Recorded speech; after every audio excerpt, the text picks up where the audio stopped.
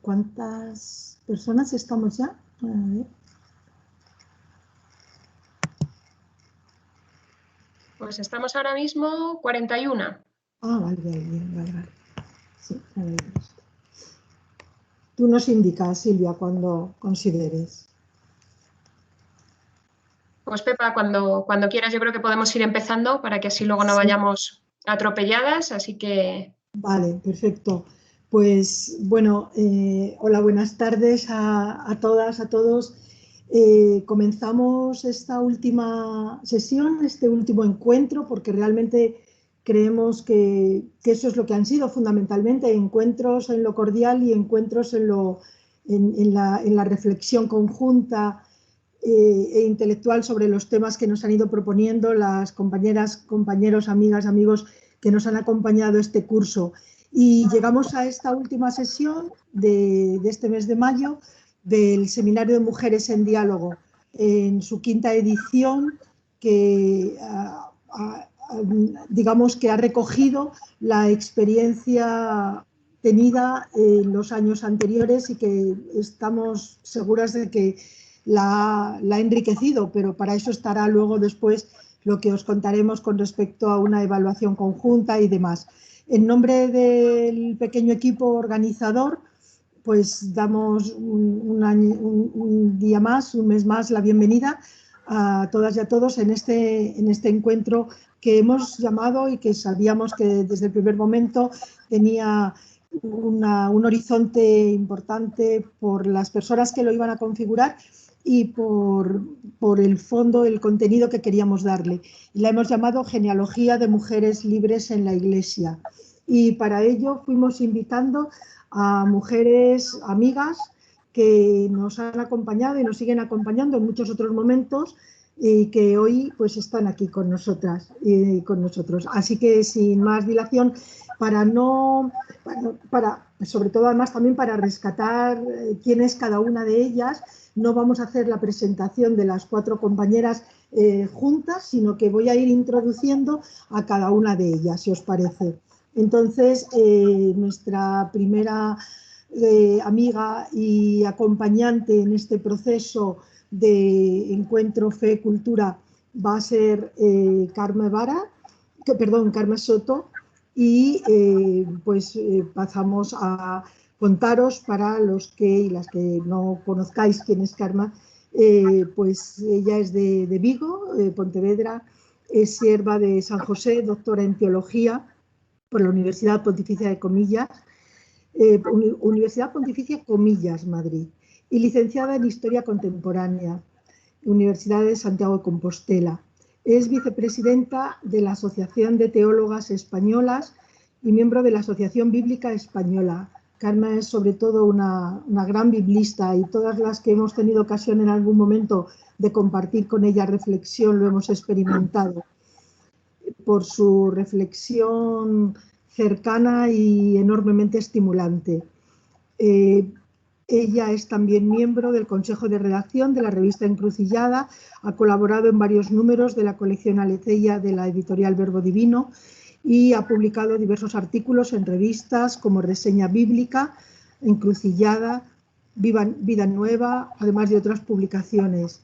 En sus líneas de investigación, de intereses y de publicaciones se destacan temas relacionados con los orígenes cristianos y especialmente los relativos a la recepción de la escritura y a los estudios sobre figuras femeninas tanto de la escritura como de los primeros siglos. Intentando darle este sentido cronológico, hemos querido que fuera Carme la que iniciara esta reflexión y le agradecemos profundamente que esté con nosotras. Así que, sin más, Carme, la palabra es tuya. Muchas gracias. Pues muy buenas tardes a todas y a todos. ¿Me escucháis? Sí. Vale. Digo que muy buenas tardes a todas y a todos, y estoy encantada de estar aquí hoy compartiendo un poquito, ¿no? de un tema de los que a mí, como decía Pepa ahora, pues de lo que más me apasionan y de alguna manera también sustentan y fundamentan mi fe, ¿no? Que es el dar lugar y espacio y presencia a las mujeres de los orígenes, ¿no? En parte por ser mujeres y en parte también porque según las voy estudiando me doy cuenta de la importancia y de la relevancia que han tenido para la construcción del cristianismo y sobre todo para hacer que el cristianismo fuese lo que fue en los orígenes y que hoy creo que es legítimo y que es de recibo, ¿no? Recuperar también en la medida de lo posible, en la medida que nos permite la historia, poderlas hacerlas presentes y convertirlas en modelos de identidad, en modelos de identificación, en referentes también para nuestra vida, ¿no? No sé si puedo compartir pantalla. Sí, no hay problema. Al lado del micrófono tienes... Vale, porque me resulta más fácil. A ver si me deja. Aquí. ¿Veis mi pantalla, verdad? Perfecto. Vale. Vale, pues como decía, pues de alguna manera los desafíos que como mujeres también hoy estamos afrontando, social, pero también religiosamente, hace urgente y hace importante actualizar a la presencia de las mujeres en los textos sagrados. Y esta tarea supone releer o releer de nuevo, pues con otros enfoques y con otras perspectivas, lo que estas mujeres han significado en el proceso configurador del cristianismo en el pasado, pero también descubrir claves nuevas que puedan impulsar y legitimar ese espacio nuevo para ellas en la memoria colectiva cristiana. Entonces me voy a centrar en una de ellas, que presenta un modelo, pero que puede hablar, ¿no? Que puede hacer eco de otras muchas, que todas conocemos, ¿no? Pero yo me voy a centrar en esta, en Lidia de Tiatira, en gran medida porque ella es paradigmática en la relación en relación a todas las mujeres de los orígenes, ¿no? Y es paradigmática en el sentido que desafió los límites de su presente para apostar decididamente por el seguimiento de Jesús, que de alguna manera es en lo que estamos todas, ¿no? Y ella y todas las demás, a pesar de que han permanecido muy desdibujadas en la memoria cristiana, ellas nos pueden, ayudándolas a salir a la superficie, pueden convertirse para nosotras también en un recuerdo subversivo que aliente nuestra esperanza y fortalezca la fe de las mujeres, pero también de los varones creyentes, que hoy también seguimos apostando por esa comunidad inclusiva del reino. Bueno, pues brevemente, porque son 10 minutos, y hay muchas cosas que las voy a dar por supuestas, pero que a lo mejor si luego sale o algo podemos profundizar. Bien, Lidia está situada en el libro de los Hechos de los Apóstoles, en la gran obra que Lucas realiza, de Hechos y el Evangelio, en la que quiere relatar la historia del cristianismo desde los orígenes hasta los comienzos de la Iglesia. Y para él es muy importante releer o presentar a figuras de varones y mujeres que de alguna manera están sosteniendo en su vida la fidelidad al mensaje de Jesús. Y desde ahí, pues iluminar también la vida de las personas, de los hombres y mujeres a los que se dirige en su comunidad. Es curioso que Lucas es justamente el autor que más mujeres presenta en sus textos, sin embargo, el que tenga muchas mujeres no quiere decir que él declare un feminismo o declare un protagonismo excepcional para ellas, ¿no? La presencia de las mujeres en Lucas tiene como una doble característica. Una, por un lado, que es lo que representa también Lidia, ¿no? Es cómo hacer que en una comunidad creyente, al estilo de Jesús, donde se quiere ser inclusiva, una comunidad que quiere ser alternativa en el mundo en el que vive, pues las figuras femeninas o las mujeres no desentonen demasiado en el entorno. Algo difícil, pero que era muy relevante y muy importante en aquella segunda generación cristiana que representa Lucas. Entonces, eso por un lado, y por otro lado, un tema fundamental en la obra lucana es cómo hacer uso de los bienes, es decir, cómo vivir, cómo compartir. Para Lucas no es lo mismo generosidad que gratuidad, y para Lucas va a ser muy importante decirle a su comunidad que hay que ser gratuitos más que generosos, ¿no? Y no me puedo extender en qué significaba exactamente esto en su contexto, pero lo podemos situar en el nuestro también, ¿no? Esa diferencia, ¿no? Bueno, pues el texto de Lucas quiere, de alguna manera, ofertar un espacio de actuación y de liderazgo a las mujeres, pero de forma que no sea excesivamente complicado, desestabilizador del entorno, porque ya en esta segunda generación es muy importante sentirse aceptados por el entorno social y religioso, o sea, por el Imperio Romano, ¿no? Bien, pues ahí, en ese marco de presentar la expansión del cristianismo, presentar la oferta cristiana y presentar el lugar de las mujeres sin perder la memoria de los orígenes, pero sin desarrollar determinadas cosas que serían para nosotros en concreto pues muy significativas, va a articular y va a tejer los relatos de las mujeres. En el caso de Lidia, ¿qué nos va a decir? Bueno, pues en el caso de Lidia nos va a presentar una propuesta identitaria para las mujeres cristianas, para todas, pero en concreto para esas mujeres que tienen bienes económicos y que pueden situarse como benefactoras de la comunidad y pueden representarse como modelos de cómo gestionar los bienes en favor de la vida del reino, ¿no? En ese mismo sentido que decíamos que a Lucas le importa mucho el tema de cómo distribuir los bienes, ¿no? Entonces la va a presentar describiendo brevemente quién es esta mujer. Y de ella va a decir aparentemente muy poco, pero no nos podemos extender, pero en ese poco va a decir mucho. Si recordáis, Lidia es una mujer que se dedica al comercio de púrpura. Es una mujer inquieta por su experiencia religiosa, porque de hecho Pablo, que es con quien se va a encontrar, la encontrará junto a otras mujeres en un espacio de oración de alguna manera alternativo al oficial de la sinagoga, pero bueno, pues muy significativo, porque él de hecho va a buscarlas. Es una mujer que aparece sin ningún referente masculino. Ella es como la matriarca de su casa, donde no solamente habita ella, sino como en las casas del mundo antiguo, casas de familias extensas, donde hay parentesco directo, pero también hay esclavos o esclavas, siervos o siervas, ¿no? Entonces, esta doble visión que da Pablo, o sea, es decir, una mujer con una cierta autonomía social, ¿no? que dirige un negocio, con lo cual que es comerciante, que le permite una movilidad no habitual, pero sí real en el mundo antiguo.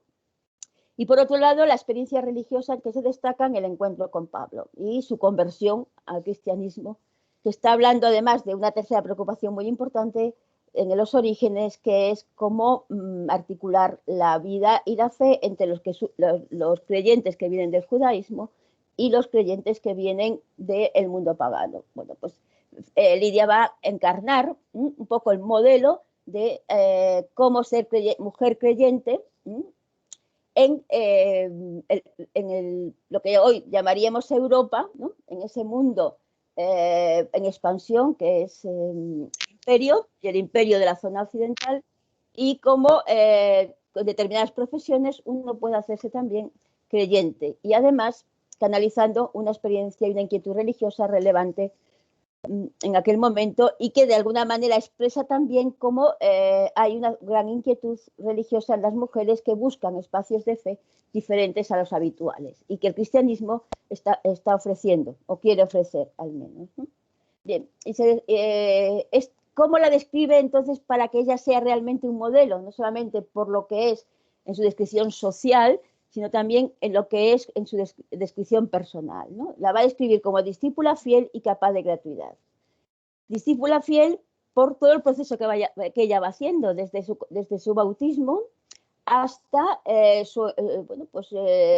la capacidad que tiene de hospedar a Pablo en su casa, que de alguna manera legitima el hecho de que ella va a dirigir o va a coordinar una comunidad creyente dentro de su casa. Eso no se explicita de forma clara, pero evidentemente si ella es la cabeza de familia de su casa, lo normal en esos comienzos es que quien es la cabeza de la casa, es quien dirige a la comunidad y por lo tanto en la celebración y todo lo demás, ¿no?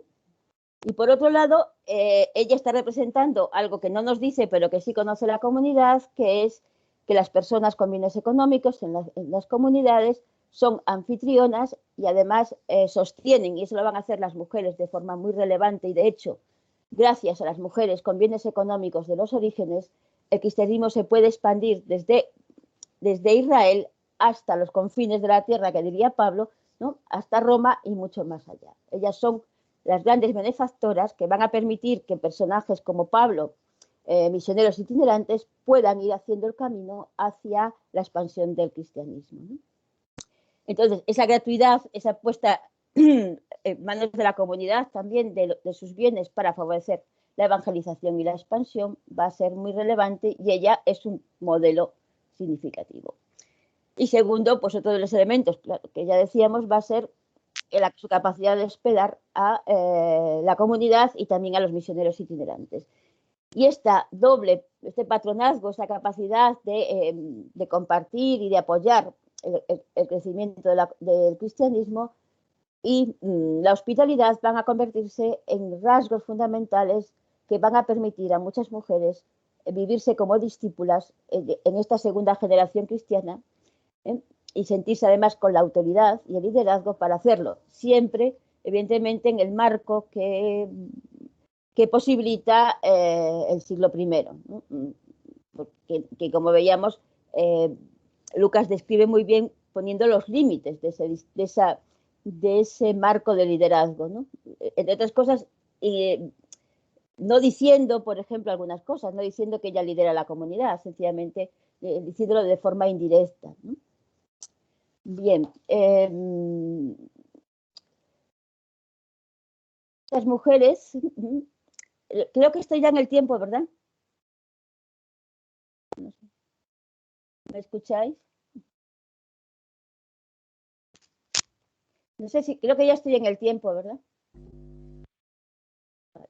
Sí, bueno, sí. Sí, vale. Entonces, solamente decir, como cerrando este perfil, ¿no? de esta mujer cristiana del siglo I, es que ella testimonia para nosotras ese valor de la fe y de la lealtad de muchas mujeres que, como ella, vehicularon con sus inquietudes, con su audacia y con su generosidad en medio de circunstancias difíciles.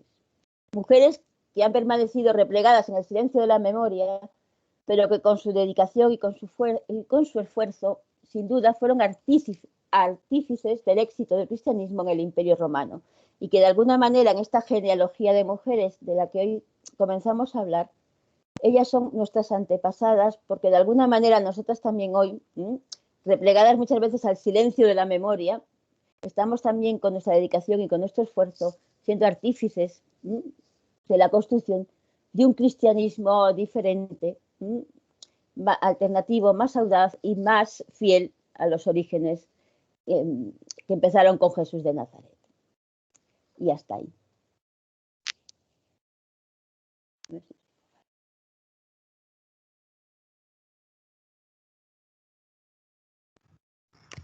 Carmen, muchísimas gracias por habernos acercado a esos orígenes y muchísimas gracias por tu cuidado formal por el tiempo.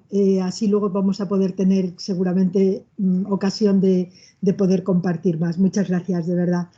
En este itinerario que nos estáis llevando de la mano, en esta genealogía de mujeres de la que orgullosamente nos sentimos parte, efectivamente las mujeres del siglo XXI, nos encontramos ahora con Silvia Vara, que nos va a acompañar avanzando en el tiempo hacia el ámbito medieval.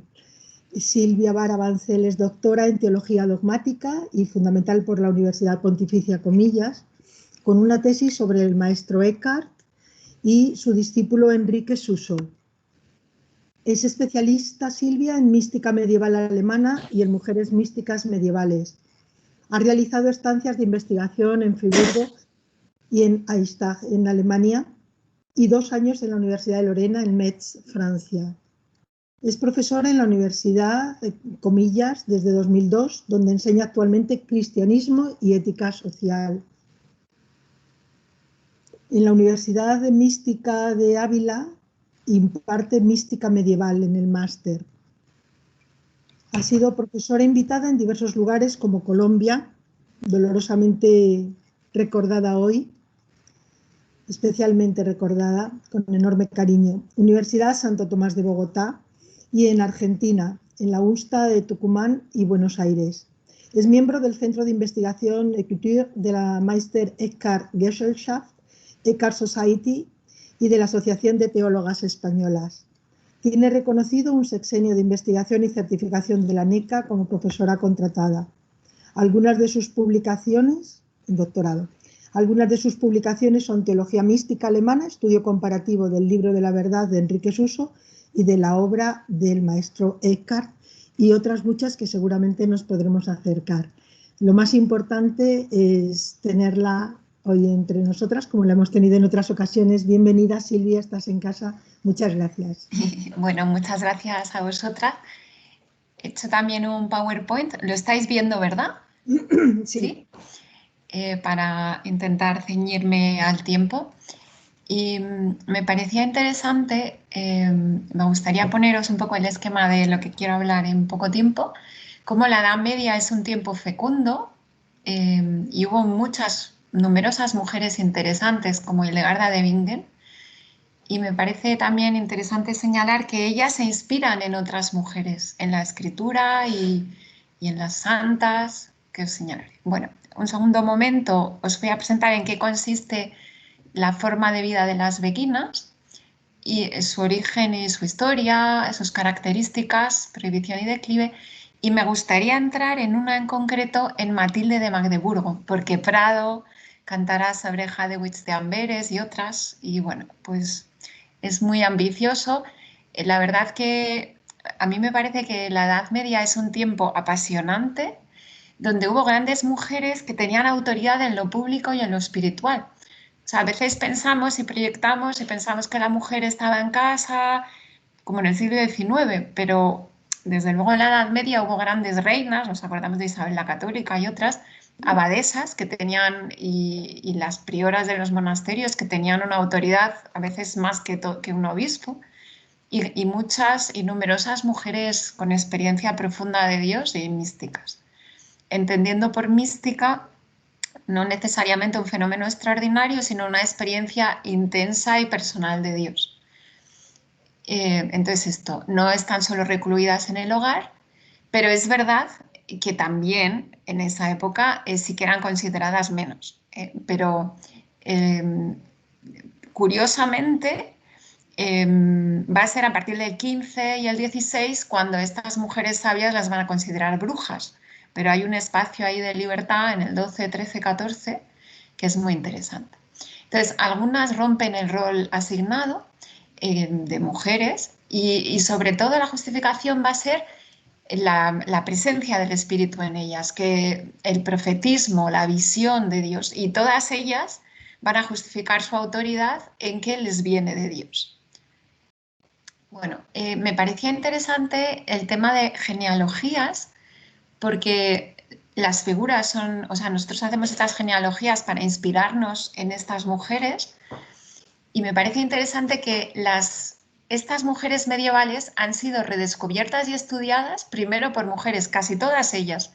Si fuéramos caso por caso, Hildegarda de Bingen, las que la publican y editan su obra, son las monjas del monasterio de Eibingen. Marguerite Porete la redescubre una que se llama... ¿cómo era? Bueno, se me ha ido el hilo ahora, pero casi todas, el interés por estas mujeres ha sido rescatado por mujeres en primer lugar. Me parece interesante que las mujeres medievales se inspiraron en otras mujeres y yo trabajé qué modelos tenían y es muy interesante, la figura de María va a ser muy relevante para ellas, para Matilde de Magdeburgo, para Santa Catalina. Pero fijaos, como madre de misericordia, como una figura casi paralela a la de Jesús, o sea, una figura muy importante, María, y os voy a poner algunas imágenes. que me parecen interesantes. Fijaos, esta es del siglo XV, pero de la zona de Alemania, y María está leyendo.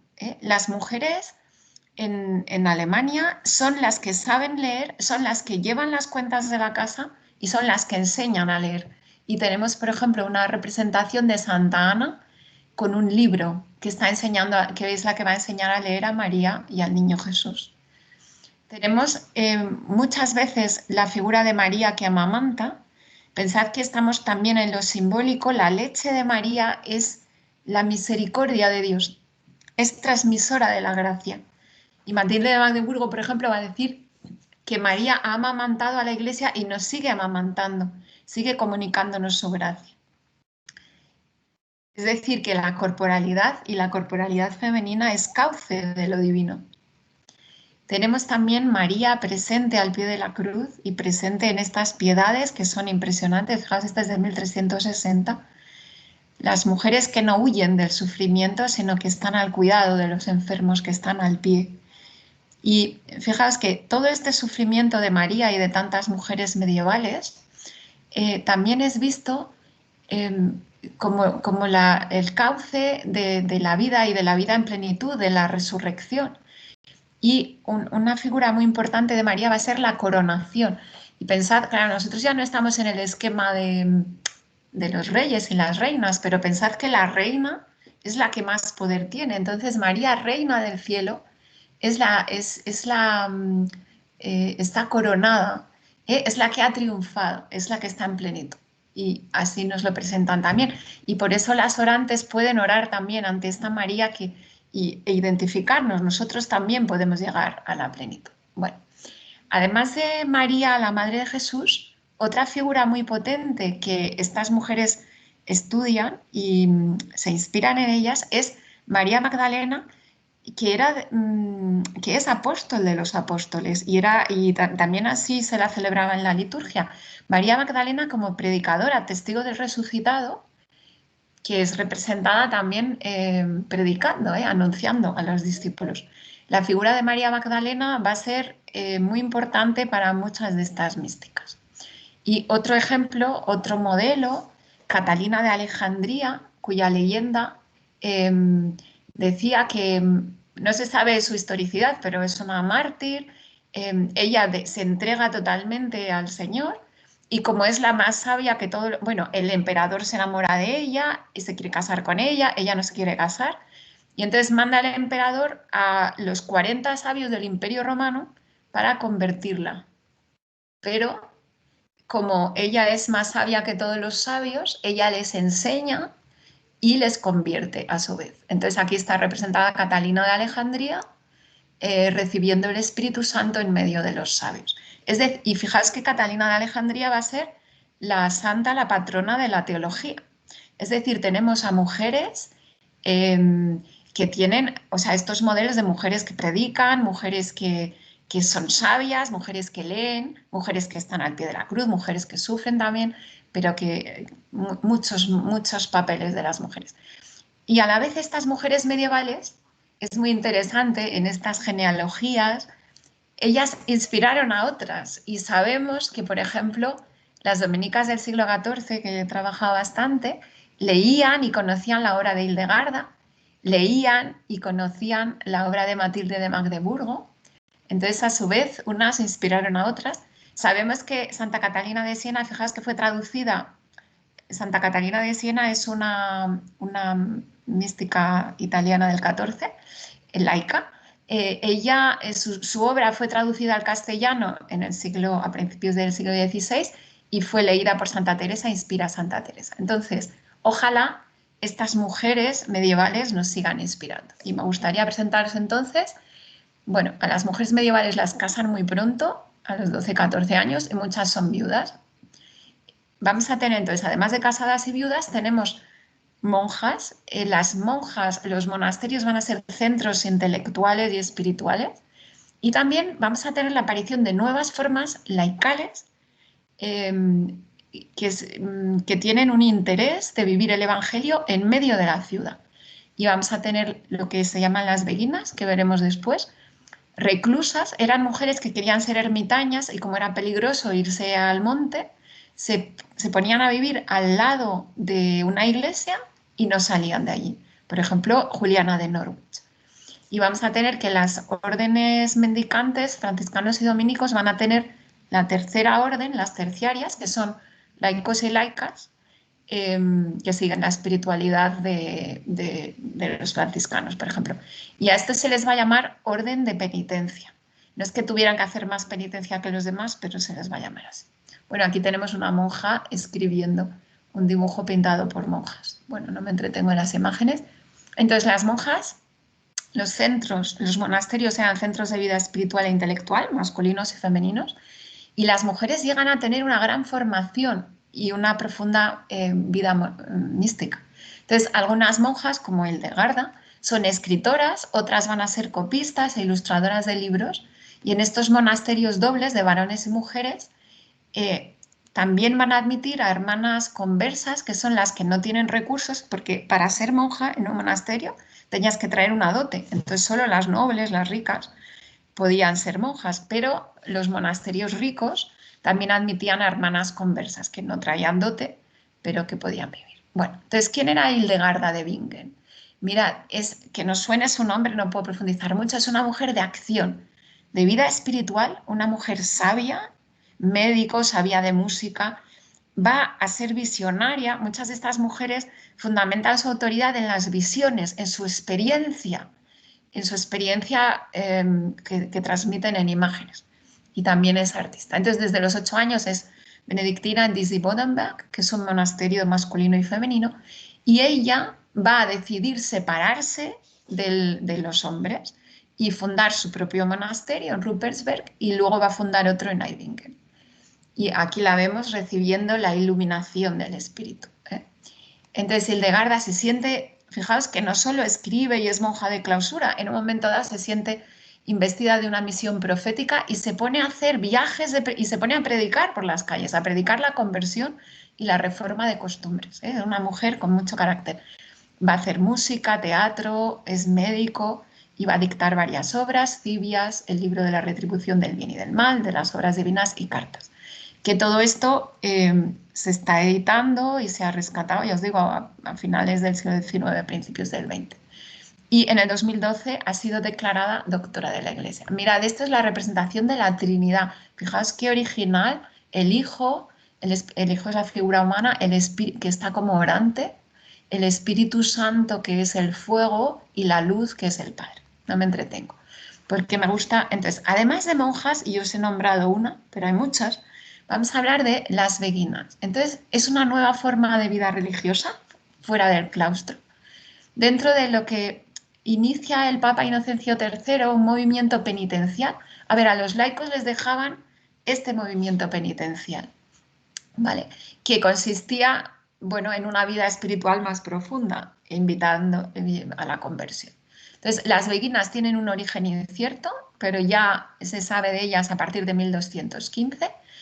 No, surgen en la iglesia y eran lo que se llamaban mujeres religiosas, mujeres religiosas, no son monjas. Algunas de ellas, fijaos, como Lidia, viven en sus propias casas, son mujeres que tienen bienes. Algunas de ellas viven 2 o 3 juntas o a veces van a vivir en comunidades más grandes. Y tienen unos estatutos o reglas, como hay una regla muy bonita que traduje desde el francés medieval, la règle de fins amants, y dice que los beguinajes es la orden de los auténticos amantes, ¿no? Esta regla, más que una reglamentación, es una invitación a la vida interior. Entonces, las beguinas, cuando viven en comunidad, cuando son beguinas, cuando se hacen beguinas, son guiadas por una maestra. En ocasiones la llaman Marta, porque está al servicio como Marta y María. A veces se llaman souveraine, ¿vale? Hacen un voto de obediencia. Lo que pasa es que su voto, entonces, mientras que son beguinas, son célibes y obedecen a la maestra. Pero es un voto temporal. En un momento dado pueden dejar de ser beguinas y casarse. Entonces, el Cuarto Concilio de Letrán impidió la creación de nuevas órdenes. Por eso no es una regla monástica. Ellas sí que llevan un velo blanco ropa sencilla y una capa oscura. Entonces parecen monjas, pero no lo son, ¿eh? Y van a estar muy extendidas en ciudades en el norte de Europa, en Brabante y Flandes, en el norte de Francia y en Teutonia. También va a haber algunas en Italia y en España, pero estas van a estar más asociadas a la orden terciaria de los franciscanos. Bueno, entonces no depende o sea, van a estar en relación con franciscanos y dominicos, pero no dependen de ninguna orden, ¿vale? Es decir, ellas son independientes.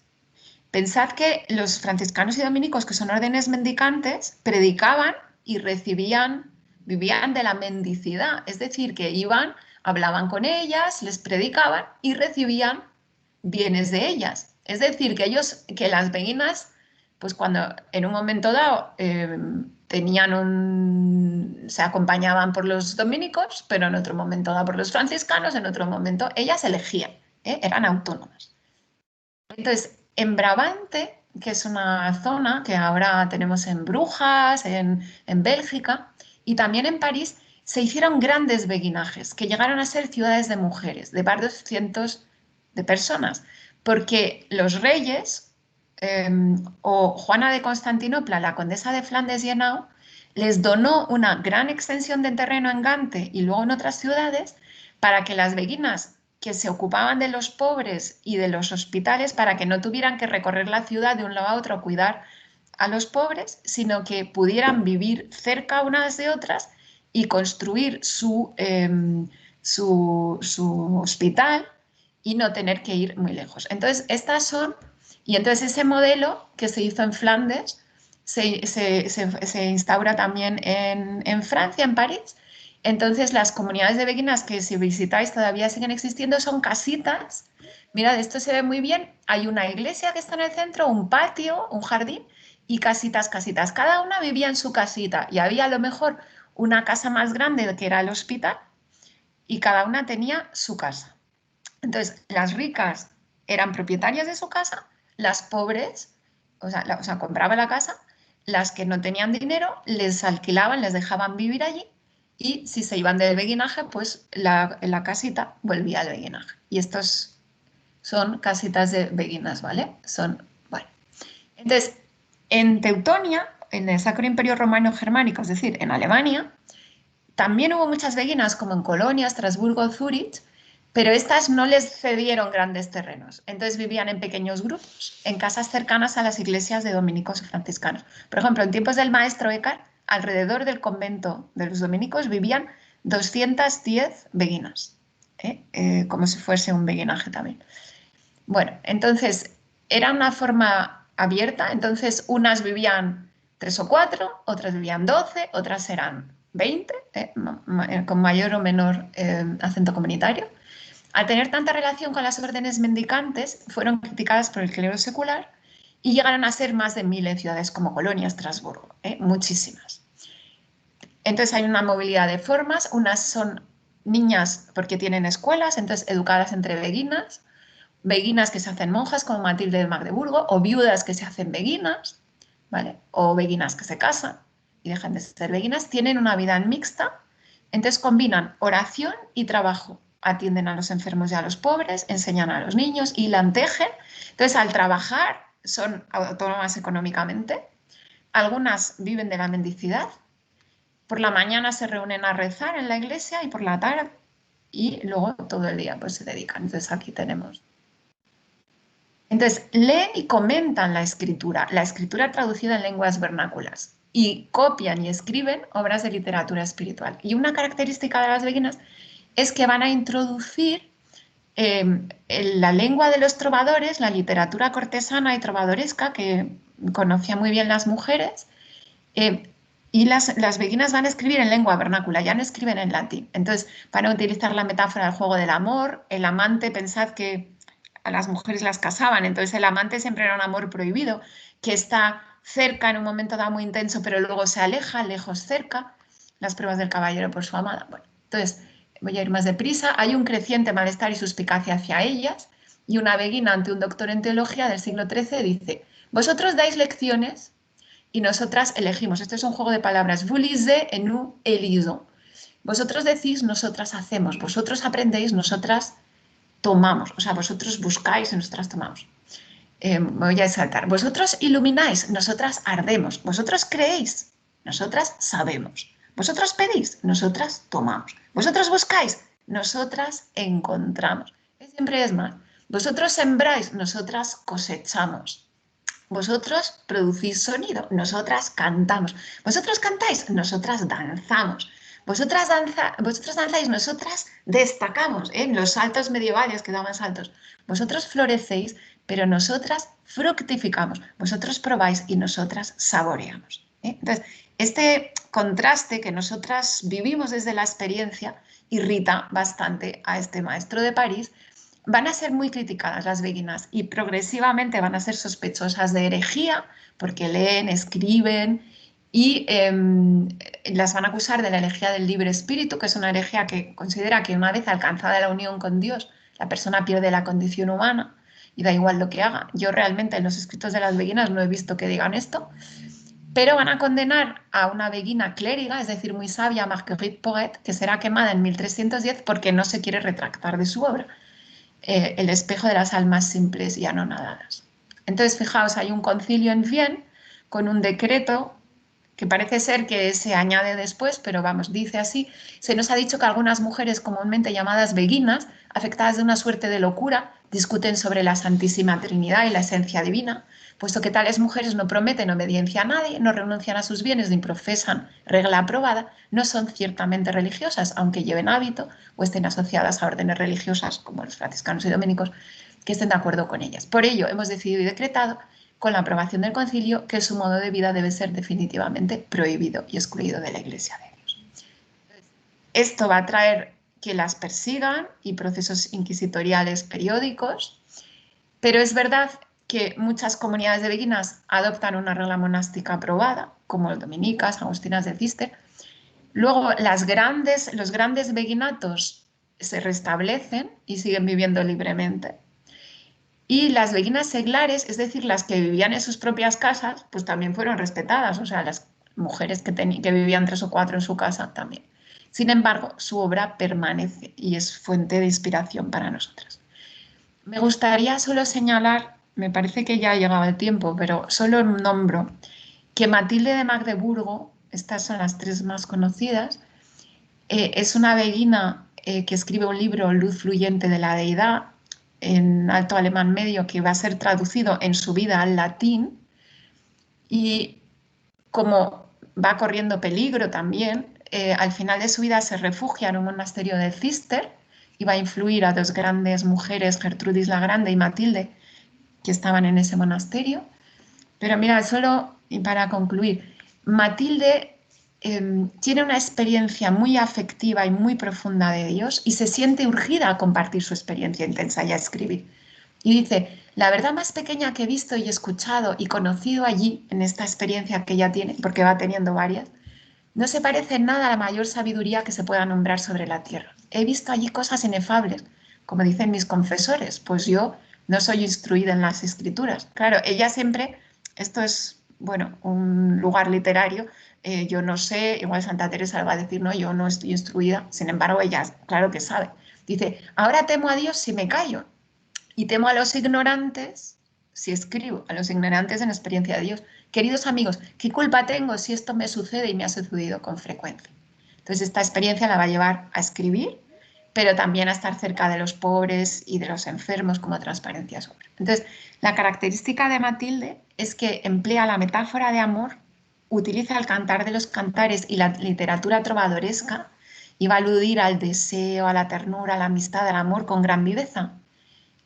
Y dice: ninguna persona que en algún momento haya sido herida, entonces va a utilizar la herida de amor verdadero, podrá ya ser sanada, sino cuando llegue a ser besada por la misma boca que ha herido su alma de amor. El beso es la unión.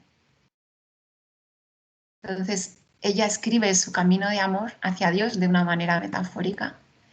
Y dice: fui creada por amor, dice el alma. Bueno, son diálogos metafóricos. Nada que no sea el amor puede alimentar y sostener mi nobleza.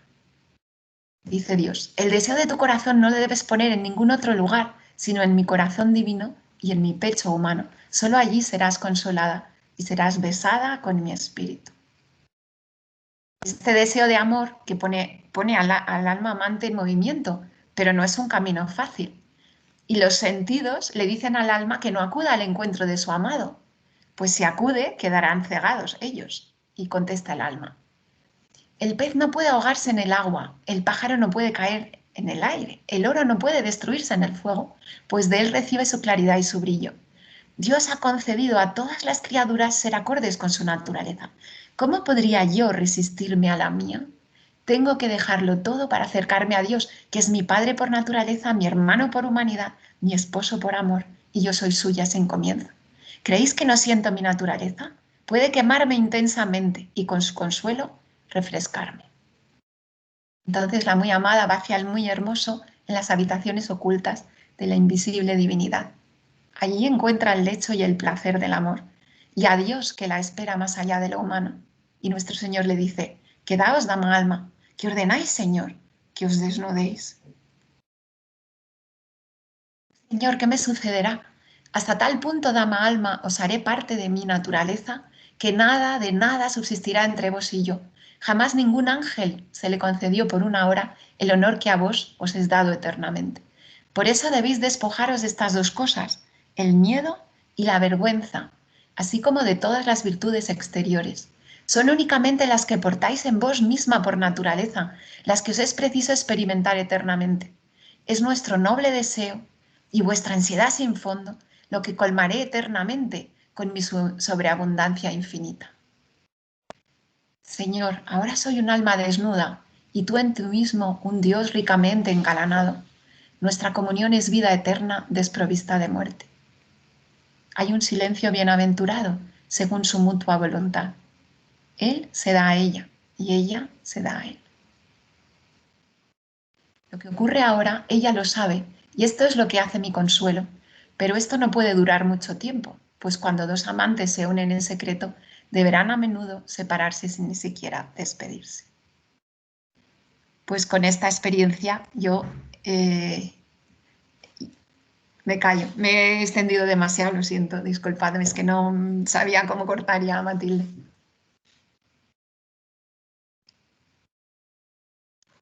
No se te oye, Pepa. Pepa, no se oye. El micro, Pepa. Sí, disculpad, creía que me lo iba a abrir y estaba tan emocionada además. Ha sido un gozo escucharte, Silvia. Creo que puedo hablar en nombre de todas, me da la impresión, y de todos. Gracias porque, bueno, nos vais llevando de la mano y tanto Carmen como tú estáis haciendo algo genial. Pasamos ahora a presentar. Yo creo que esto va a ser como irnos levantando de la mesa con hambre, me da la impresión, pero eso es muy interesante que esté sucediendo. Seguimos en el tiempo, en esta genealogía de mujeres libres, tan libres y que nos empoderan tanto, porque todo esto que estamos oyendo es que nos va empoderando. Y vamos a dar la palabra a Pepa Torres. Pepa Torres Pérez, conocida por todas nosotras, es religiosa de la Congregación de las Apostólicas del Corazón de Jesús, licenciada en Filología Hispánica por la Universidad Autónoma de Madrid y licenciada en Teología por la Universidad de Comillas, educadora social. Actualmente Pepa trabaja como profesora invitada en el Instituto Superior de Pastoral de Madrid, en la Universidad Pontificia de Salamanca, y entre otras asignaturas da aportación de la mística contemporánea para una iglesia en salida. Es miembro del Consejo Asesor de la Cátedra de Teología Contemporánea, José Antonio Romeo, y del área teológica de Cristianismo y Justicia, y combina la docencia y la investigación teológica con el acompañamiento a personas y colectivos comprometidos en el mundo de la exclusión, especialmente mujeres inmigrantes. Sus últimas publicaciones son Teología en las fronteras, de amor político y cuidados en tiempos de incertidumbre, del año pasado, en plena pandemia. Decir haciendo, crónicas de periferias, del 2017, y Cartas a Francisco, también del mismo año. Vive en una comunidad intercongregacional en el barrio madrileño de Lavapiés, que ha dado origen a la red Interlavapiés, una red de apoyo mutuo contra las fronteras y la precariedad.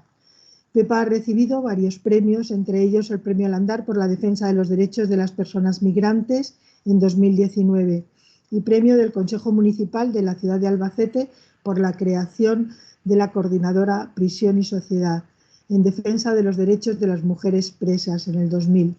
Actualmente forma parte del equipo de coordinación de la Red Miriam de Espiritualidad Ignaciana Femenina y es miembro activo, muy activo, de la revuelta de mujeres en la Iglesia, en Madrid concretamente. Pues Pepa, gracias. Nos llevas al siglo XX, si no me equivoco. Bueno, pues muchas gracias. La verdad es que es una suerte este hilo cronológico, ¿no? Y si, como decía Silvia, la Edad Media fue un tiempo propicio para las mujeres místicas, sin duda que también lo ha sido el siglo XX, ¿no? Mujeres como Etty Hillison, como Simone Weil, como Madeleine Lebrel, como Edith Stein, que yo la verdad tengo pasión por todas ellas y que estoy ahí también tratando de investigarlas, ¿no? Pero hoy en concreto nos vamos a referir a Dorothy Day, ¿no?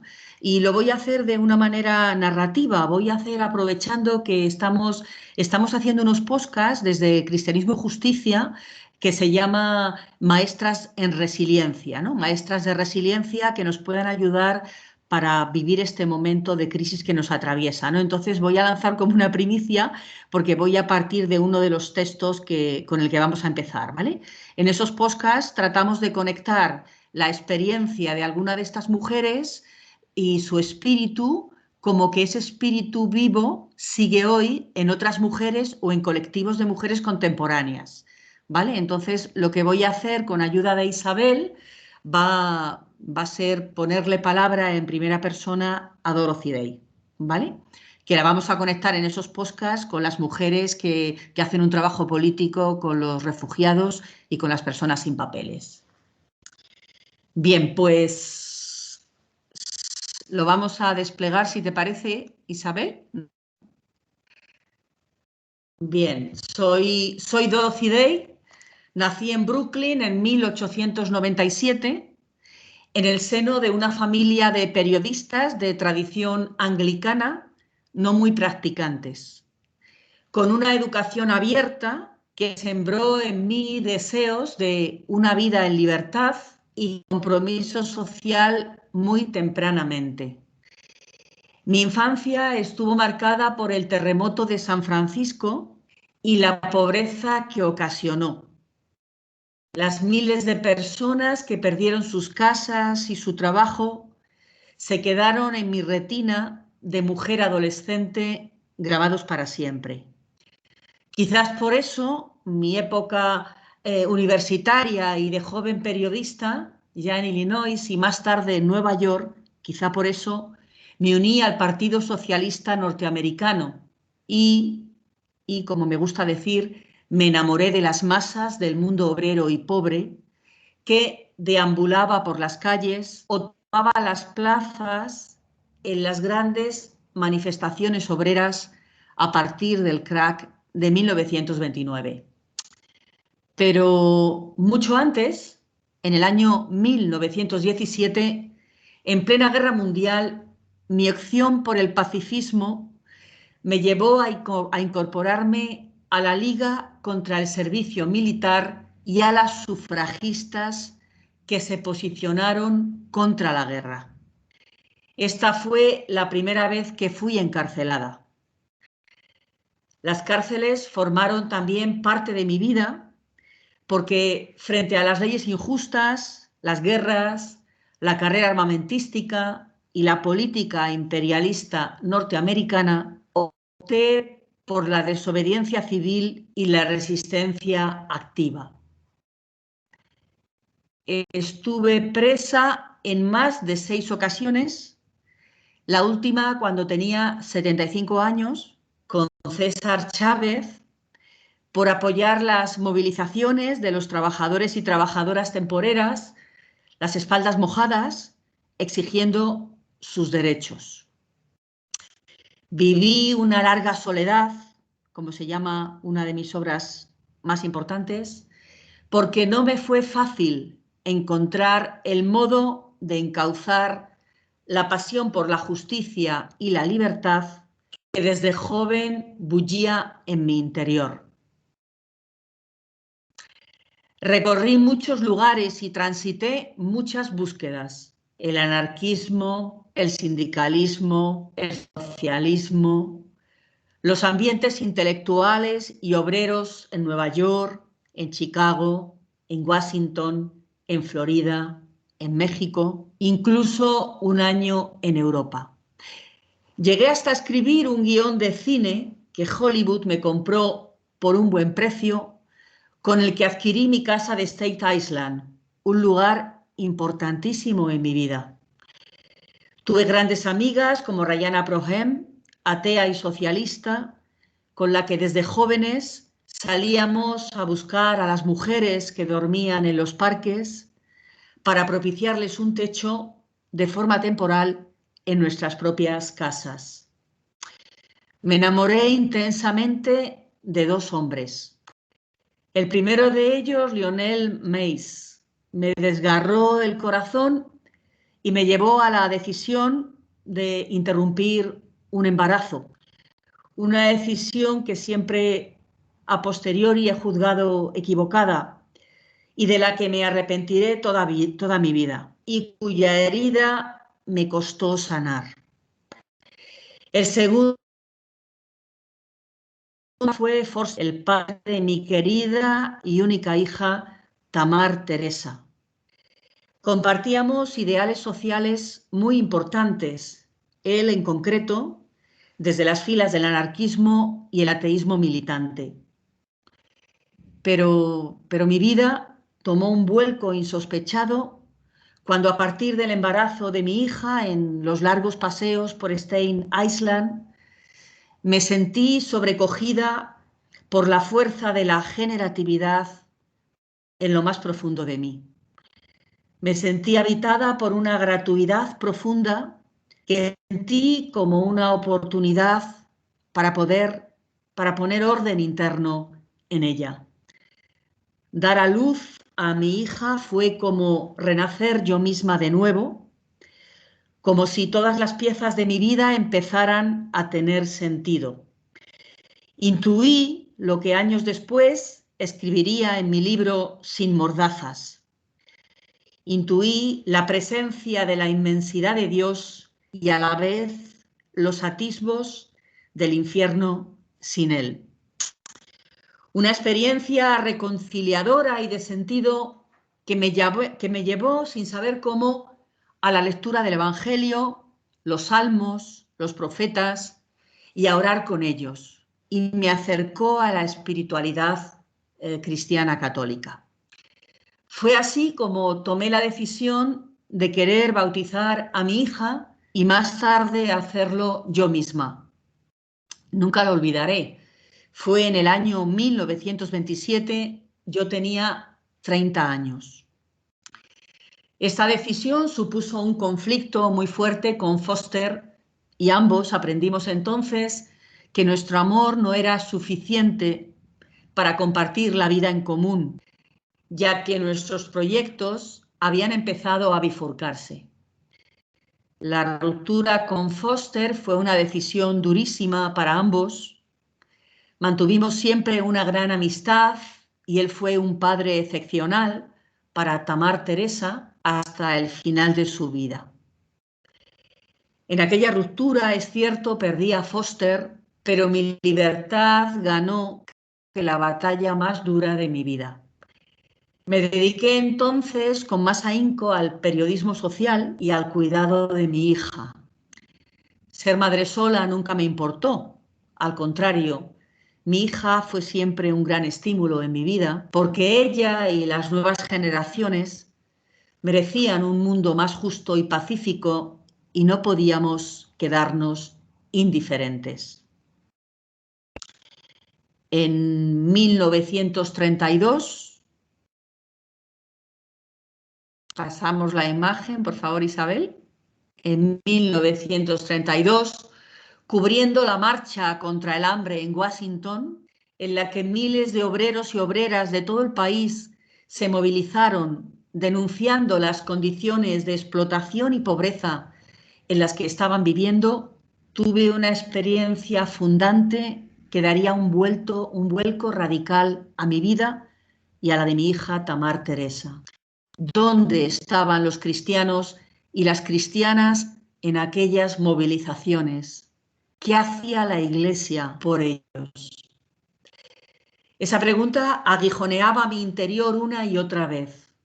Al día siguiente, en el santuario de Nuestra Señora de la Concepción, donde acudí a rezar, pedí a Dios con fuerza que me ayudara a encontrar el camino para poner toda mi vida al servicio de los trabajadores, las trabajadoras, los empobrecidos y las empobrecidas. Al día siguiente, cambiamos de imagen, por favor. Al día siguiente llamó al timbre de mi casa el que luego sería mi gran hermano y compañero Peter Maurin, proponiéndome fundar el periódico y el movimiento Catholic Worker. Había leído mis artículos y creía que me podía interesar. Él era mucho mayor que yo, pero el proyecto me sedujo desde el inicio. Ambos compartimos la admiración por Kropotkin, el gran anarquista, por Francisco de Asís y por la utopía del Evangelio. Nos dolía la distancia de la Iglesia y del mundo obrero y sus iniciativas meramente asistencialistas. Fundamos Catholic Worker convencida que era necesario llevar las implicaciones sociales del Evangelio a la calle y que los bienes de este mundo no podían ser acaparados por nadie, sino que había que compartirlos. Por eso siempre estuvimos en contra de toda forma de acumulación de la riqueza y nos acusaron tantas veces de comunistas. Nuestro sueño con el movimiento Catholic Worker era y sigue siendo promover una revolución no solo económica y social, sino una revolución espiritual, una revolución del corazón, centrada en la comunidad, la dignidad de las personas y el bien común. Una revolución verde y no violenta que pasa por la creación de una red de casas de hospitalidad y de granjas comunitarias comprometidas con la pobreza voluntaria, con la justicia social y con la hospitalidad con las personas marginadas, precarizadas, paradas y excluidas. Junto a esta red de hospitalidad, que actualmente existen en el mundo más de 200 casas, el periódico Catholic Worker es fundamental como herramienta de concienciación del mundo obrero desde la perspectiva de la justicia social y la solidaridad. El primer número lo sacamos en 1933. Pero junto a ello, otro pilar clave del movimiento fundado por mí con Peter Maurin y por Peter Maurin son los grupos de acción directa.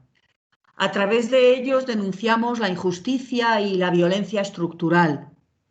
Tienen como objetivo educar, inspirar y activar a las católicas y los católicos para actuar por la justicia y construir comunidades inclusivas comprometidas hoy con el antirracismo y la antiopresión. Por ejemplo, actualmente nuestros grupos de acción directa están muy comprometidos con el movimiento Black Lives Matter, las vidas negras importan, con las luchas migrantes o con el cierre de Guantánamo. Con mi hija y otros compañeros me recorrí el país entero allá donde cualquier grupo de personas quería impulsar el movimiento. Nunca renuncié a mi vocación de periodista, pues para mí escribir es como respirar. La larga soledad es mi obra autobiográfica. Años más tarde escribí Panes y Peces, donde narro la historia del movimiento a partir de hechos cotidianos. Pero también podéis encontrar muchos de mis artículos en Sin Mordazas o mi itinerario de búsqueda creyente en Mi Conversión o mis reflexiones sobre una de las mujeres cuya espiritualidad me resulta enormemente sugerente, Teresa de Lisieux, en un libro que lleva su nombre, Teresa. Cuando me convertí al cristianismo, lo hice también a la Iglesia. En sus contradicciones descubro también las mías. pero eso no me quitó la libertad para cuestionar su colaboracionismo y silencio ante las guerras, los ejércitos, la injusticia o la violencia estructural, también al interior de ella misma. No me escandalizan las contradicciones, pues conozco bien las mías y las de mi propia historia. Como cuando escribí, desnudando mi corazón, que la masa de los arrogantes cristianos burgueses que negaban a Cristo en sus pobres me hicieron volverme al comunismo, y que fueron los comunistas y mi colaboración con ellos quienes me hicieron volverme a Dios. Pero ha sido sin duda, pasamos la siguiente imagen, pero ha sido sin duda, como escribí también en Panes y Peces, ha sido sin duda el amor humano el que me ha ayudado a entender el amor divino, el amor desinteresado, encendido, que nos permite vislumbrar el amor de Dios hacia la humanidad. El amor es lo mejor que podemos conocer en esta vida, pero debemos conservarlo y cuidarlo. No se trata solo de un sentimiento cálido y gratificante. Has de pasar por temporadas de quietud y silencio, de desgana y de tregua. Crece también en el sufrimiento, la paciencia y la compasión. Pasamos de diapositiva. Desde que pusimos en marcha las comunidades de hospitalidad, siempre he sentido que Dios está con nosotros, con nosotras, en nuestras cocinas, en nuestras mesas, en las colas del pan, en nuestras granjas, que es Él quien calienta sus manos en el fuego junto a nosotras y busca en nuestras casas comida y refugio. Gran parte de mi intensa vida fue, como escribí, una larga soledad, la de vivir sin Dios y sin comunidad, pero todo cambió radicalmente cuando empecé a compartir la vida codo a codo con quienes tenían hambre y sed de justicia y creían en la revolución del corazón. Allí descubrí que la encarnación no es un hecho del pasado, sino que la encarnación es ahora. Bueno, pues con esta visita de Dorothy Day termino mi aportación. Pepa, muchísimas gracias. Porque sigues conduciendo por este itinerario y poner voz a Dorothy, además de disculpad porque yo me escucho con retorno, no sé, quizás mejor ahora ya. Sí, ahora mejor. Simplemente porque a lo largo de la revuelta, en muchos de los momentos en los que hemos estado, llevábamos su rostro, llevábamos su imagen y ahora ya, además de eso, conocemos su voz y conocemos más de su vida y su experiencia. Muchas gracias, Pepa. Damos entonces ahora ya la voz y la palabra a Prado Pérez de Madrid. Hola, Prado. Gracias por estar entre nosotras. Prado Hola. Pérez de Madrid es laica cristiana, es madre de 4 hijos, médica en centros geriátricos, combina esta actividad con la de autora y vocalista de Aura Música. La verdad es que cuando yo me he aproximado a su biografía es de una riqueza que apabulla y que alegra profundísimamente. Es un proyecto de este proyecto de Aura Música, un proyecto de fusión creado por el compositor Luis Pérez Duque, en el que mezclan música clásica, étnica y diversos estilos de músicos actuales. Prado se formó en musicología y canto en el Conservatorio de Música de Madrid y se especializó en música del Renacimiento. Con Aura Música ha editado 4 CDs, en ellos han colaborado Pablo Milanés, Kepa Junquera y Ricardo Fernández del Moral. El premio Lámpara Minera 2012 de flamenco. Prado ha intervenido como cantante en CDs con música de TSE, comunidad a la que está muy vinculada. En varios encuentros de TSE ha organizado e impartido el taller la espiritualidad de los cristianos en el compromiso político. Es militante del PSOE, ha sido concejala y delegada provincial de Bienestar Social y forma parte de Cristianas y Cristianos Socialistas. Prado Pérez de Madrid vincula la medicina, la música, la espiritualidad y la política. Decidme si no es para apabullar. Las beguinas, sobre las que versa el CD Trovadoras del Amor, son su fuente de inspiración. Así que, como veis, una vez más, las mujeres dándonos las manos unas a otras en este itinerario que hemos organizado, que se ha organizado. Muchas gracias, Prado. Bueno, tiene CD disponible de Trovadoras del Amor, del que doy fe, que acompaña en momentos maravillosos, y animo a que lo tengamos todas y todos. Muchas gracias, Prado. Tienes la palabra, tienes la voz. Hola, bueno, buenas tardes a todas y muchísimas gracias por haber contado conmigo para este seminario que estáis haciendo. La verdad es que yo también me inspiré en mujeres para hacer este proyecto, Trovadoras del Amor, que es un proyecto que quedó truncado, como bien habéis dicho antes, justo fue el último acto de los que acudimos cuando empezó el confinamiento. Es un proyecto que quedó truncado por el confinamiento y por la pandemia. Entonces yo me vi de repente que de estar dando conciertos con este disco, pues de repente me vi metida en un EPI atendiendo enfermos de COVID durante un año que ha sido durísimo. Y bueno, también para mí ha sido un refugio el volver durante este año, el volver a las místicas, el volver a las beguinas y el basarme el trabajo diario de cada día tal como lo hacían ellas. Además, muchas veces me sentía como una de ellas porque, bueno, ellas también atendían enfermos, curaban a los pobres y moribundos. Y bueno, pues yo en este año que ha pasado, pues eso lo he tenido que hacer muchísimas veces y ha sido muy, muy desolador, pero siempre con la esperanza puesta en esa fuerza que nos une a todas, en ese espíritu que nos traspasa y apoyándonos como siempre unas en otras.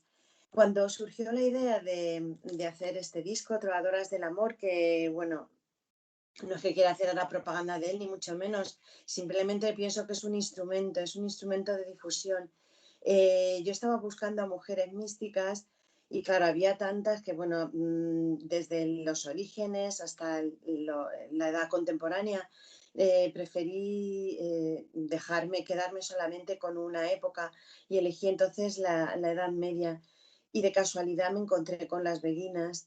Me propuse investigar sobre ellas, me pareció tan interesante lo que hacían que yo no entendía cómo no nos lo habían enseñado, yo no las conocía, no sabía cómo no nos habían enseñado esto en el instituto, cuando pensé que se tenía que conocer lo que hacen estas mujeres, era de justicia que se conociera y por eso pues decidimos sacar a la luz este disco con el principal objetivo de darlas a conocer porque me parece de una riqueza tan grande el camino que recorrieron y sobre todo que nos puede ayudar hoy en día al camino espiritual que llevamos cada una de nosotras. Me he inspirado en ellas y he tenido también la ayuda de muchas mujeres, de otras mujeres como Silvia Vara, como también otras mujeres que conocí también en la Universidad de la Mística, con profesoras de la Universidad de Castilla-La Mancha, también especializadas en historia medieval.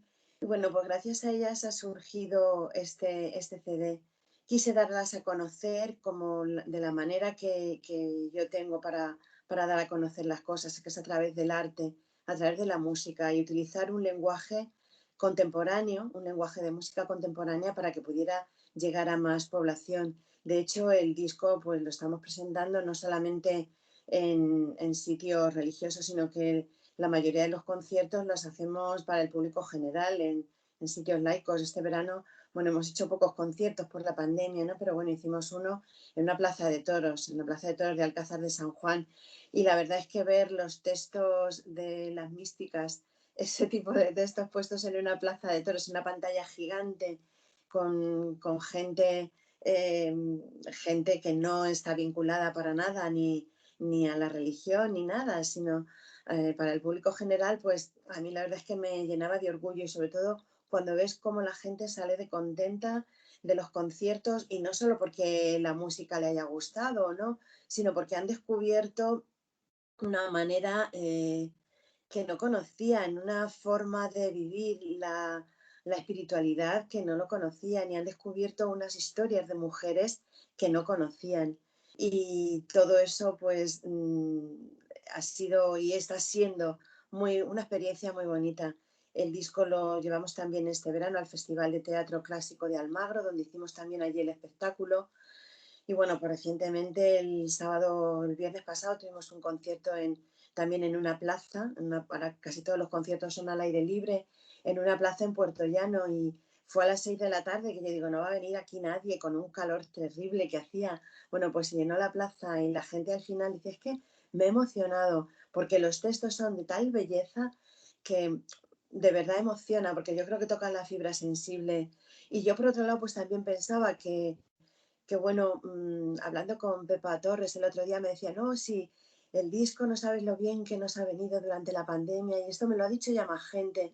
Entonces yo veía que como mientras yo durante la pandemia estaba absorta haciendo mi trabajo de médico, atendiendo esos casos tan terribles que nos hemos estado encontrando, pues como él seguía también milagrosamente y misteriosamente, seguía su camino, ¿no?, también consolando a gente y cuidando a gente. Y esto me parece que es algo muy beguinil, ¿no?, muy de beguinas, el consolar, el cuidar, el atender, y el atender desde esa profundidad, desde ese sentido profundo y de esa mística tan profunda como tenían ellas.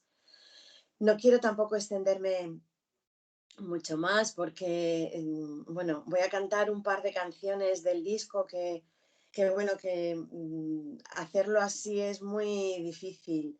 Es muy difícil porque a través de Teams y de videoconferencia, pues el sonido sale muy distorsionado, y yo no tengo tampoco los medios aquí en casa para ofrecer un sonido mejor. Entonces, el sonido que ofrecen este tipo de recursos pues es muy limitado.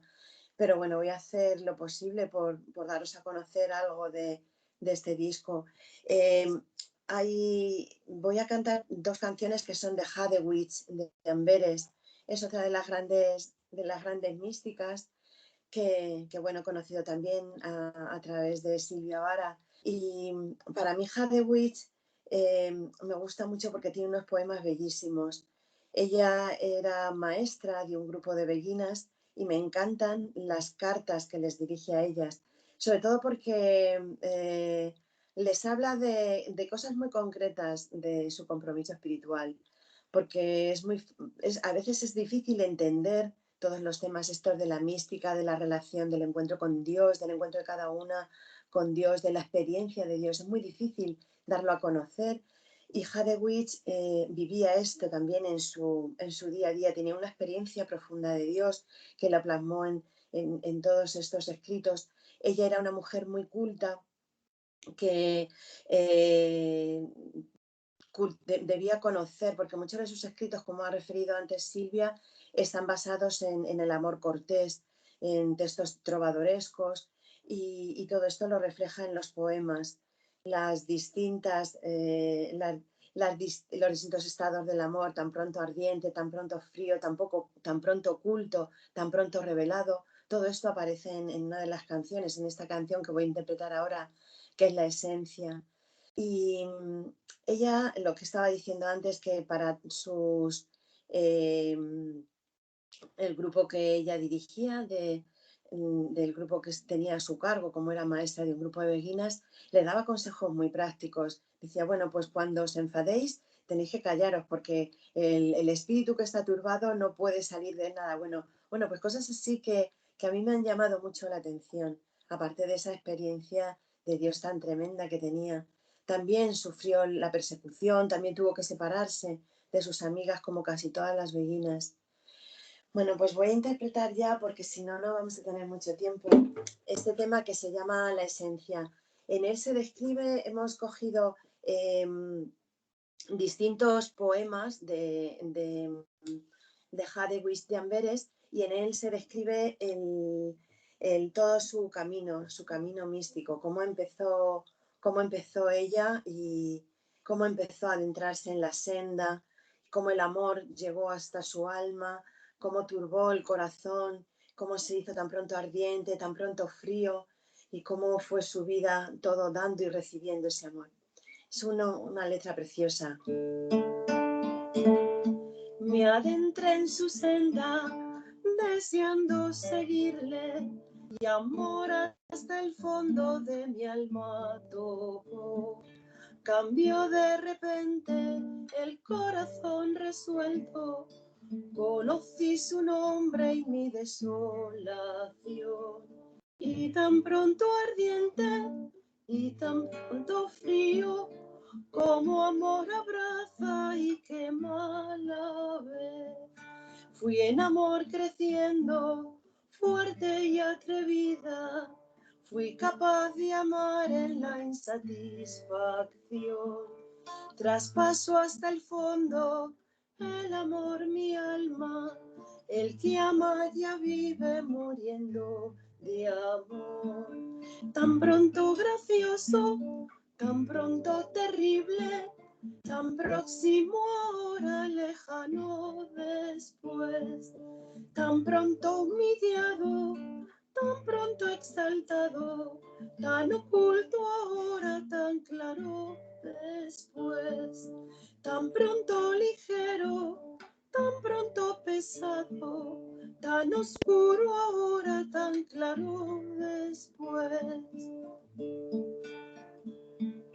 Quise ser colmada por amor un día, arriesgué a gustar la pura esencia del amor, dando y recibiendo, esa fue mi vida, me perdí buscando en los caminos del amor, para quien conoce y en él confía, como amor abraza y quema a la vez. En la dulce paz, en la asfixiante angustia, me perdí buscando en los caminos del amor, dando y recibiendo, esa fue mi vida, me perdí buscando en los caminos del amor. Quise ser colmada por amor un día, arriesgué a buscar la pura esencia del amor.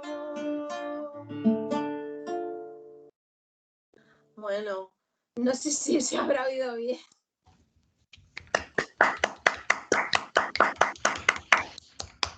Maravilloso. Bueno, el disco tiene arreglos, tiene orquesta, tiene más cosas, no es lo mismo que hacerlo así con la guitarra.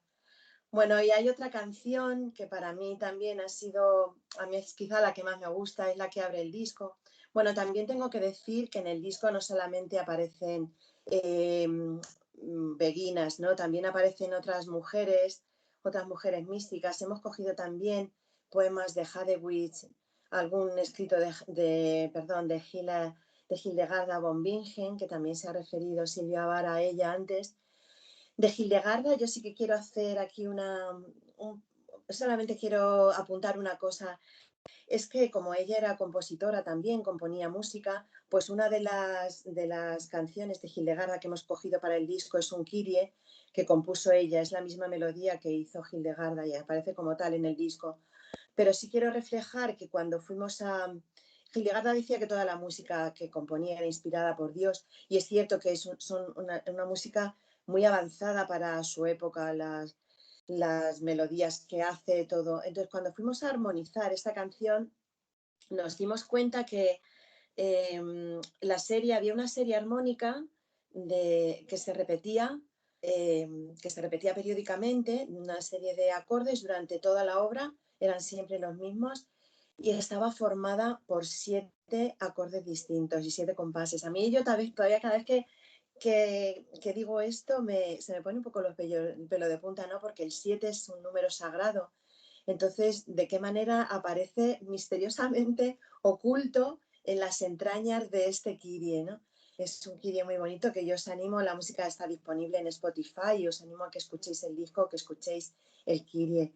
Y también quiero decir que cogimos también a místicas sufíes, entre ellas a a la Dahuilla, y una de las canciones que hicimos de ella, que es Florecer Desiertos, pues recientemente ha tenido un premio, bueno, hemos quedado finalistas en el concurso de composición de canciones más importante de Estados Unidos. Y bueno, pues llegar hasta ahí con un tema místico a mí me parece que es un logro, ¿no? Y es un logro el conseguir popularizar la mística y llevarla hasta estos lugares. Bueno, y ahora voy a interpretar la canción de Silencio, y para ello esa la voy a hacer, voy a moverme un poquito, no sé si se me ve, porque espero que se me vea bien, la voy a hacer con piano porque refleja un poquito más.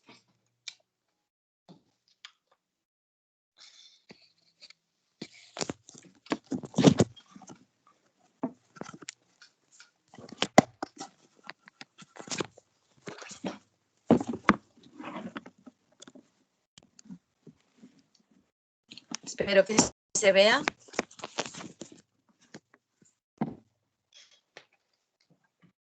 Bueno, pues esta es una canción en la que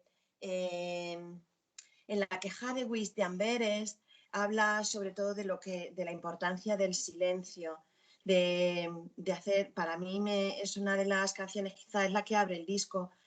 Es un tema no solo muy relajante, sino que yo creo que el buscar silencio, yo lo necesito por lo menos todos los días, el tener un rato de silencio para organizarnos, para tener ese encuentro con Dios, pues es muy importante. Y Hadewis así lo decía. Hadewis decía que solo en el silencio son claras mis palabras.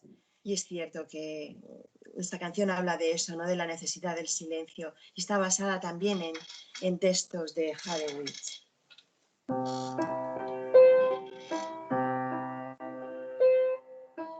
Busca en tu interior silencio. Calla la razón. Silencio. No hay palabras. Silencio. Ya no hay que sentir. Silencio. Permanece así, sin miedo. Como en un desierto, sin miedo. No puedo entender qué misterio busco y deseo, y mi boca no puede expresar lo que ve en la profundidad.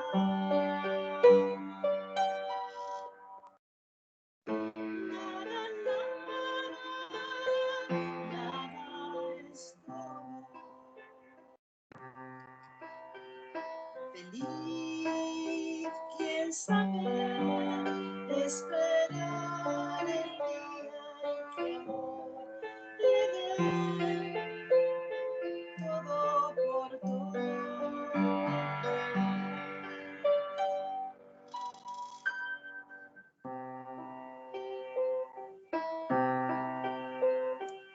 En tu intimidad silencio. Más allá de ti, silencio. Abre el corazón sin miedo. Escucha su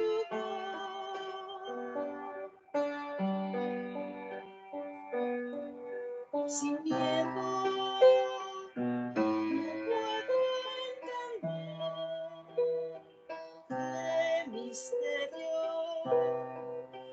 Busco y deseo, y mi boca no puede expresar lo que ve en la profundidad.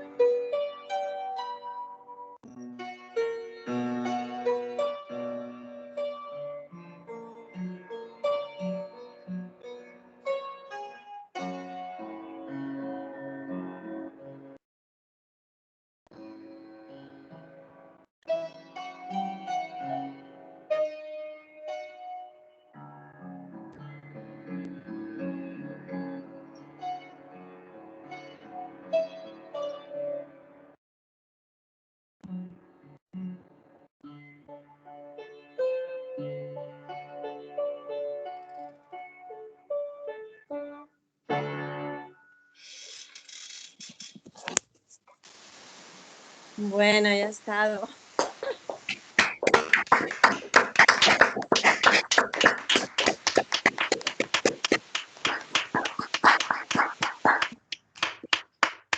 A ver, es Muchísimas difícil hacerlo gracias. así, pero bueno. Muchísimas gracias. Tenemos que, bueno, hay que animar a las que no lo conocieran, a los que no lo conocieran para que se aproximen al disco, porque es un tesoro, doy fe. Muchas gracias, de verdad. Oye, no nos movamos ninguna, si queremos, donde estamos, porque ahora Silvia nos va a reconducir hacia el próximo seminario, a tomar conciencia del seminario de este año. Y bueno, pues Silvia Martínez, querida, te damos la palabra. Gracias. Vale, pensé que, bueno, no se me ve mucho, a ver si me veis ahora mejor. Mejor, ¿verdad? Gracias. Nada, está siendo un lujo el poder terminar así con esta recorrido maravilloso por mujeres libres y también con esta música maravillosa que yo os recomiendo que escuchéis el CD, lo podéis ver en Spotify y comprarlo en la página de Aura Música. Es una maravilla, oírlo con toda su buena grabación y sonido completo, ¿verdad? Es una gozada. Muchísimas gracias, Prado. Nada, deciros que estamos muy contentas del recorrido que hemos tenido a lo largo de todo el año. Yo creo que hemos tocado temas muy interesantes que están en nuestras cabezas, en nuestros corazones, ¿no? En estos momentos, ¿no? de tránsito hacia no sabemos muy bien qué y qué tipo de sociedad. Y nuestra idea es continuar. Isabel os ha pasado un formulario en el chat para que hagáis evaluación. Vuestra evaluación para nosotros es muy importante porque lo que queremos es seguir mejorando, seguir teniendo este espacio de diálogo que nos da ideas, propuestas, ¿no? Y que nos saca también de nuestros lugares de origen para reflexionar con otros y volver de nuevo a esos lugares y tener una creatividad muchísimo mayor en nuestra iglesia y también en nuestros trabajos, nuestras familias, etcétera, ¿no? Y nuestras comunidades. O sea que os pedimos encarecidamente que lo rellenéis, nos va a llevar mucho tiempo, es muy cortito, y nos propongáis también, ahí me parece que hay una posibilidad de ofrecer también alguna temática que os interese y que pueda estar presente en el seminario del año que viene. El año que viene pues vamos a continuar con estas sesiones mensuales en principio, y lo que queremos es ver la posibilidad de hacerlo si se pudiera presencial, pero manteniendo el formato online, y a ver si conseguimos este híbrido con cierta facilidad y podemos mantener lo que hemos disfrutado este año, que es que en la distancia nos hemos sentido cercanas, ¿no? Y no sé si queréis el resto de coordinadoras, de este equipo maravilloso de coordinadoras. Yo creo que lo bonito también es que procedemos de muchos grupos de mujeres movilizadas dentro de la Iglesia y en otras instituciones, y hacemos una colaboración que nos permite enriquecernos a todas, ¿no? La idea es mantenernos en esa colaboración también. ¿Queréis añadir algo más, Isa, sobre certificados o alguna cuestión más técnica?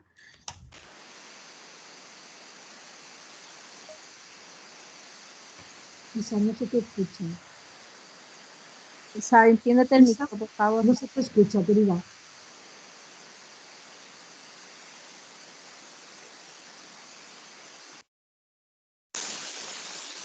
No se oye. No se te oye.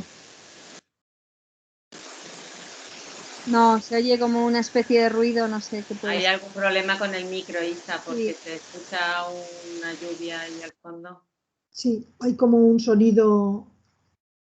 Bueno, mm, yo creo que yo no sé exactamente la información sobre el certificado, pero pienso que será escribiendo a la dirección del correo electrónico nuestro de Mujeres en Diálogo y se os dará el certificado de esa manera, pienso, ¿no? Sí, Será en una el cosa chat, voluntaria. hay dos formularios de Google. Uno es la evaluación del curso, en la que os pedimos ideas para el próximo curso y os pedimos también que evaluéis pues, todos los temas, y además hay una pregunta abierta para todo lo que queráis sugerir. Y hay otro formulario Google para aquellas personas que quieran certificación, para que completéis todos vuestros datos.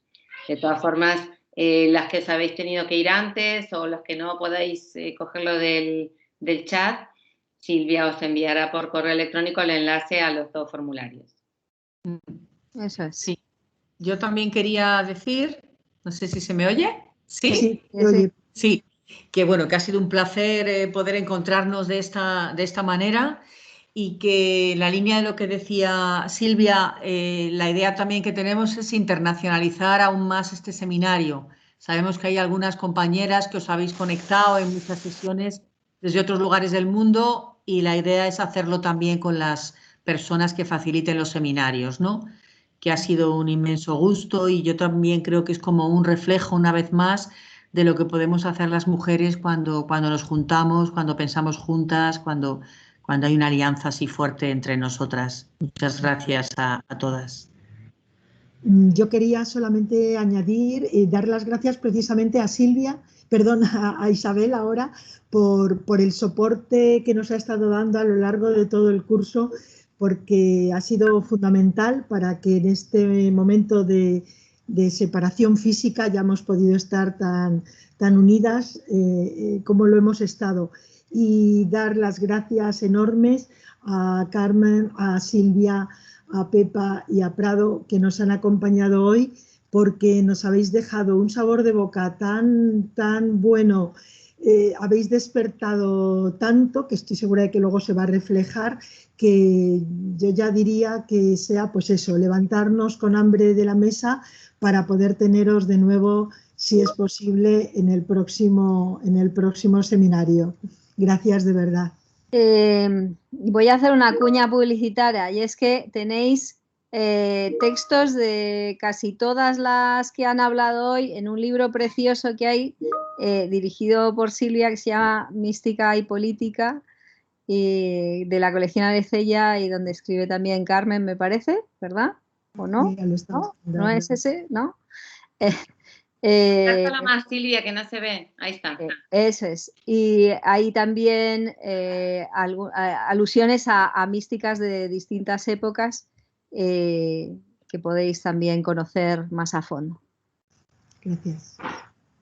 Yo también insistir en el agradecimiento al centro universitario, no solo a Isabel, sino a todo el centro universitario Cardenal Cisneros, porque la verdad es que han hecho fácil todo. No solo no han puesto ninguna complicación, sino que todo lo han facilitado, y todo ha sido como sencillo trabajar con Isabel y con el centro universitario Cardenal Cisneros. Muchas gracias.